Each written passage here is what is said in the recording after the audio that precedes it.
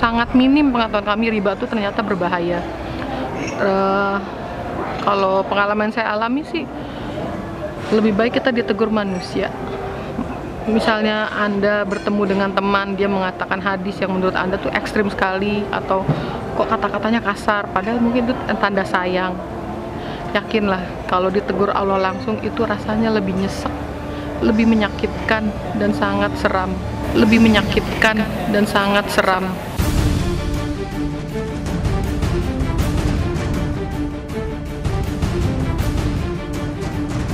Masyarakat tanpa riba. Assalamualaikum warahmatullahi wabarakatuh. Nama saya Sari Suryani. Saya berasal dari Pulau Batam. Saya terbang dari Batam ke Bogor ini karena ajakan salah satu teman yang tadinya waktu diajak saya tidak tertarik. Pertama karena banyak kendala, waktu, masalah keluarga. Tapi di MTR ini banyak hal-hal unlogik yang saya alami sendiri, terlepas dari semua usaha saya. Terkadang mungkin saya pikir ini jalan Allah dan hidayah Allah, karena awalnya tadi saya sendiri berjuang untuk lepas dari riba. Lalu saya mencoba meyakinkan suami saya agar kita hijrah satu keluarga, karena dulu kami pernah merasakan efek riba itu sangat luar biasa seramnya ya, yang itu lumayan membuat hidup kami berantakan. Kami sudah sampai di titik nol terendah dalam hidup kami, bukan nol lagi tapi sudah minus sebenarnya.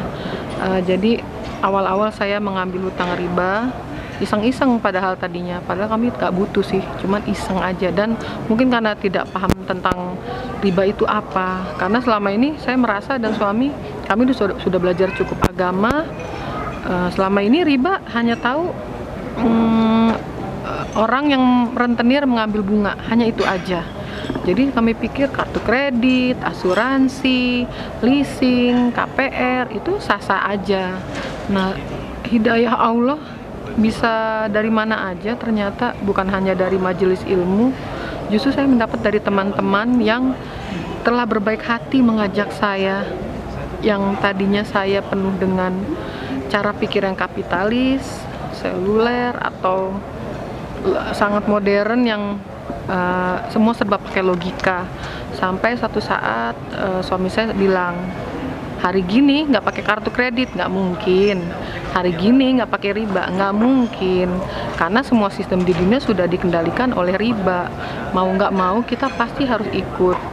Allah maha tahu lah, pastilah, kita kan nggak ada niat macam-macam.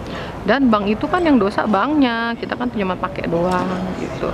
Jadi ya dari situ iseng-iseng ngambil, tapi sebelumnya emang udah KPR, sudah leasing mobil, kartu kredit. Tapi mungkin kalau istilah dalam Islam isi troj, kami di Boterlena tidak ditegur oleh Allah. Nah, mungkin puncaknya setelah kami mengambil kredit bank sebanyak 250 juta. Padahal saat itu keadaan kami sebenarnya mampu, iseng-iseng aja karena sangat minim pengetahuan kami riba itu ternyata berbahaya. Kalau pengalaman saya alami sih, lebih baik kita ditegur manusia. Misalnya Anda bertemu dengan teman, dia mengatakan hadis yang menurut Anda tuh ekstrim sekali, atau kok kata-katanya kasar, padahal mungkin itu tanda sayang. Yakinlah, kalau ditegur Allah langsung itu rasanya lebih nyesek, lebih menyakitkan dan sangat seram.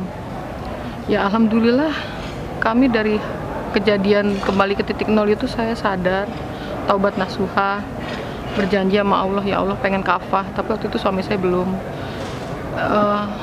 Secara logikanya nggak mungkin, tapi saya terus selama 3 tahun berjuang pelan-pelan dari cara yang ekstrim, berdebat itu sudah biasa. Sampai suatu saat saya merasa capek meyakinkan suami saya, ya Allah, saya teringat suatu hadis, Allah yang membolak-balikan hati manusia. Di situ saya udah patah semangat, bagaimana ya Allah, aku ingin lepas riba. Saya sampai bilang sama suami saya, Pah, lebih baik saya hidup sederhana daripada Papa masukin api neraka ke dalam perut Mama dan anak kita. nggak ada gunanya barang-barang mewah yang papa kasih dari kartu kredit itu. Mungkin di mata manusia kita terlihat keren, jalan-jalan ke luar negeri, pakai barang mewah, tapi ternyata Allah buang muka melihat kita, jijik melihat mama. Tapi suami saya nggak tergerak, putus asa saya. Berbagai macam hadis sudah saya kasih, berbagai macam testimoni saya kasih, dari kejadian kemarin juga nggak sadar. Tapi ya udah, saya mentok sepertiga malam, saya minta sama yang mempunyai hati manusia. Di sepertiga malam saya curhat sama Allah, ya Allah, Engkau lah yang membolak-balikan hati, lembutkan hati suami hamba. Hamba ingin hanya lepas dari riba. Gak apa-apa hidup sederhana daripada mewah, tapi itu ternyata Engkau tidak ridho dan malah Engkau laknat. Apalagi kalau mendengar hadis yang pelaku riba diajak perang sama Allah, itu serem banget. Saya udah bener serem. Kalau saya logikanya diajak perang 1 RT aja saya udah takut, apalagi ini Allah dan Rasul dengan pedangnya. Amazing. Beberapa hari kemudian tiba-tiba saya ngomong, suami saya nurut. Masuk ke acara SMATR pertama kali. Awalnya pertama suami bilang mahal banget. Langsung saya debat. Jalan-jalan ke luar negeri puluhan juta kita sanggup. Hidup di hotel mewah kita sanggup. Kenapa? Untuk belajar ilmu agama Allah, perhitungan. Dari situ langsung lembut hatinya.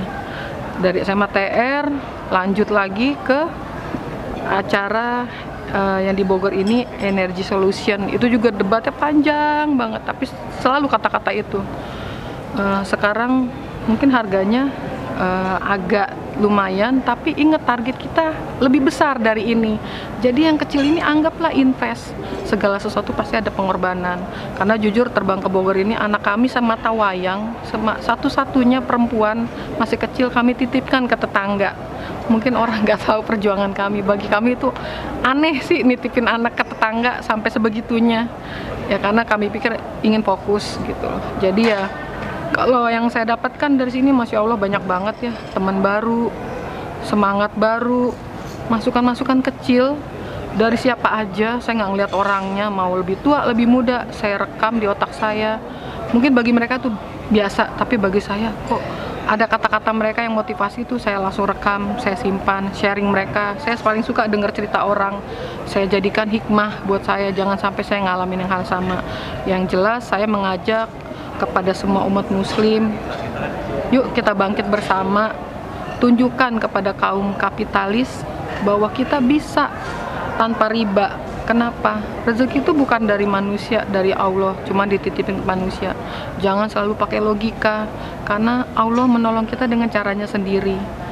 Yang menurut kita baik belum tentu baik di mata Allah, itu aja pegangannya. Yang menurut kita buruk ternyata itu baik di mata Allah. Jadi kalau menurut saya, kita harus perangi riba dengan cara berdakwah yang dengan lemah lembut. Karena kalau kita dengan cara yang keras, orang bukannya tertarik, malah takut. Itu yang saya alami juga sih dulu, waktu disuruh ajak riba, takut ekstrim.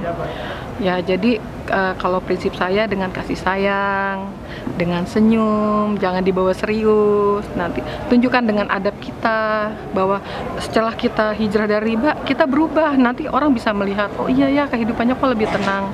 Karena jujur waktu riba dulu harta kami berlimpah, tapi hati saya hampa, kosong. Itu jujur saya rasakan bertahun-tahun, dan saya tanya bikuanya kenapa. Ya ternyata saya temukan, ya ternyata itu mungkin nggak berkah gitu ya. Sekedar itu aja kesan dan kesan saya. Barakallah untuk para coach, teman-teman yang udah mau sharing. Tapi dari itu kita jadi sadar gitu loh ya. Masya Allah, mudah-mudahan doakan kami yang masih ada hutang bisa terlepas dengan cara Allah, bukan cara manusia. Assalamualaikum warahmatullahi wabarakatuh.